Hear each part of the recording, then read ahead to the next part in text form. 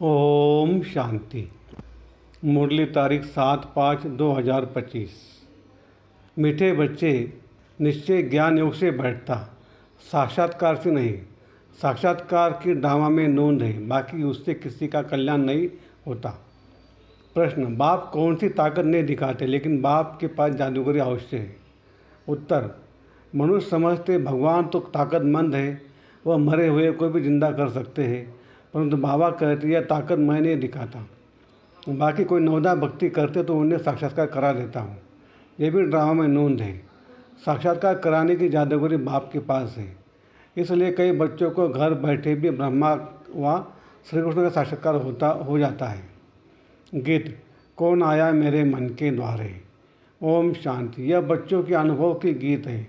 सत्संग तो बहुत है, खास भारत में तो ढेर सत्संग है, अनेक मतांतर है। वास्तव में वह कोई सत्संग नहीं। सत्संग एक होता है, बाकी तुम वहाँ किसी विद्वान आचार्य पंडित का मुंह देखेंगे, बुद्धि उस तरफ जाएगी। या फिर अनोखी बात है, यह सत्संग एक ही बार इस संगम युग पर होता है। यह तो बिल्कुल नई बात है। उस वेद के बाप का शरीर तो कोई है नहीं। कहते मैं तुम्हारा निराकार शिव बाबा हूँ। तुम और सत्संगों में जाते हो तो शरीरों को भी देखते हो। शास्त्र याद कर फिर सुनाते हैं। अनेक प्रकार के शास्त्र हैं, वह तो तुम जन्म जन्मांतर सुनते आए हो। अब है नई बात, बुद्धि से आत्मा जानती है। बाप कहते हैं मेरे सिकलदे बच्चे, हे मेरे सालिग्रामों, तुम बच्चे जानते हो 5,000 वर्ष पहले इस शरीर द्वारा बाबा ने पढ़ाया था। तुम्हारी बुद्धि एकदम दूर चली जाती है तो बाबा आया है। बाबा अक्सर कितना मीठा है, वह है माता पिता। कोई भी सुनेंगे तो कहेंगे पता नहीं इनों के माता पिता कौन है। बराबर वह साक्षात्कार कराते हैं तो उसमें भी वह मूझते हैं। कभी ब्रह्मा को कभी कृष्ण को देख लेते हैं तो विचार करते रहते हैं कि ये क्या है। ब्रह्मा का भी बहुतों के घर बैठे साक्षात्कार होता है। अब ब्रह्मा की तो कभी कोई पूजा करते नहीं हैं, श्री कृष्ण आदि की तो करते हैं। ब्रह्मा को तो कोई जानते भी नहीं होंगे। प्रजापिता ब्रह्मा तो अब आया है, यह है प्रजापिता। बाप बैठ समझाते कि सारी दुनिया पतित है, तो ज़रूर यह भी बहुत जन्मों के अंत में पतित ठहरे। कोई भी पावन नहीं है, इसलिए कुंभ के मेले पर, हरिद्वार गंगा सागर के मेले पर जाते हैं। समझते स्नान करने से पावन बन जाएंगे, लेकिन यह नदियाँ कोई पतित पावने थोड़े हो सकती है। नदियाँ तो निकलती है सागर से। वास्तव में तुम हो ज्ञान गंगा है, मर तो तुम्हारा है। तुम ज्ञान गंगा जहाँ वहाँ तहाँ निकलती हो। वो लोग फिर दिखलाते तीर मारा और गंगा निकली। तीर मारने की तो बात नहीं है, यह ज्ञान गंगा देश देशांतर जाती है। शिव बाबा कहते मैं ड्रामा के बंधन में बंधा हुआ हूँ। सभी का पाठ निश्चित किया हुआ है, मेरा भी पाठ निश्चित है। कोई समझते भगवान तो बहुत ताकतमंद है, मरे हुए कोई भी जिंदा कर सकते हैं। यह सभी गपोड़े हैं। मैं आता हूँ पढ़ाने के लिए, बाकी ताकत क्या दिखाएंगे। साक्षात्कार की भी जादूगरी है। नवदा भक्ति करते तो मैं साक्षात्कार कराता हूँ। जैसे काली का रूप दिखलाते हैं, उन पर फिर तेल चढ़ाते हैं। अब ऐसी काली तो है नहीं, परंतु काली की नवदा भक्ति बहुत करते हैं। वास्तव में काली तो जगत अम्बा है, काली का ऐसा रूप तो नहीं, पर नवदा भक्ति करने से बाबा भावना का भाड़ा दे देते हैं।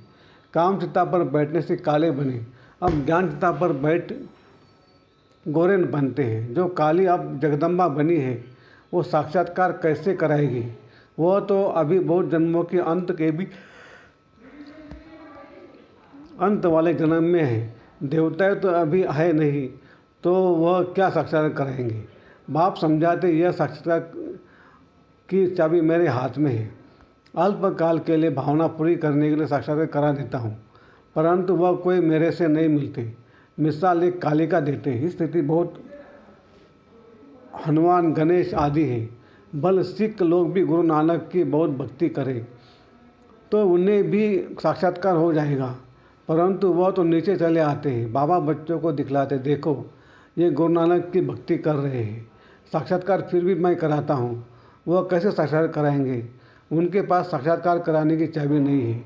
ये बाबा कहते हैं मुझे विनाश स्थापना का साक्षात्कार भी उस बाबा ने कराया, परंतु साक्षात्कार से कोई का भी कल्याण नहीं। ऐसे तो बहुतों को साक्षात्कार होते हैं, आज वह है नहीं।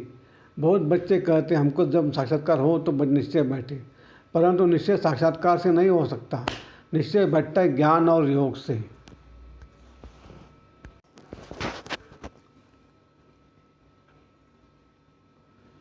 फिर ये धारणा के लिए मुख्य सार।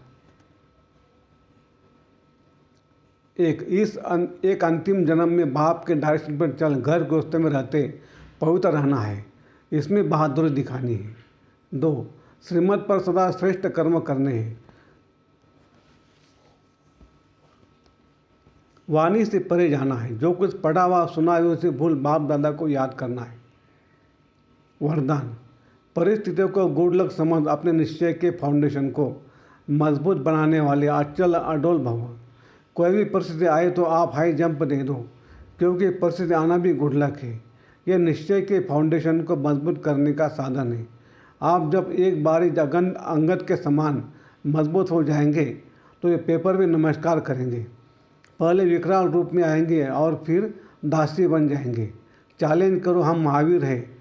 जैसे पानी के ऊपर लकीर ठहर नहीं सकती, ऐसे मुझ मास्टर सागर के ऊपर कोई परिस्थिति वार कर नहीं सकती। स्व स्थिति में रहने से अचल अडोल बन जाएंगे। स्लोगन, पुराने वर्ष को विदाई देने के साथ साथ कड़वेपन को भी विदाई दे दो। अव्यक्त इशारे, रूहानी रॉयल्टी और प्यूरिटी की पर्सनैलिटी धारण करो। यदि वरदाता और वरदानी दोनों का संबंध समीप और स्नेह के आधार से निरंतर हो और सदा कंबाइंड रूप में रहो तो पवित्रता की छत्र छाया स्वतः रहेगी। जहाँ सर्वशक्तिवान बाप है वह अपवित्रता स्वप्न में भी नहीं आ सकती। जब अकेले होते हो तो पवित्रता का सुहाग चला जाता है। अच्छा, ओम शांति शांति शांति। शुक्रिया बाबा, शुक्रिया, आपका लाख लाख शुक्रिया। कम बोलेंगे, धीरे बोलेंगे, मीठा बोलेंगे, सोच समझ कर बोलेंगे और तोल तोल के बोलेंगे और खुशी खुशी से घर जाएंगे। Thank you, thank you, thank you.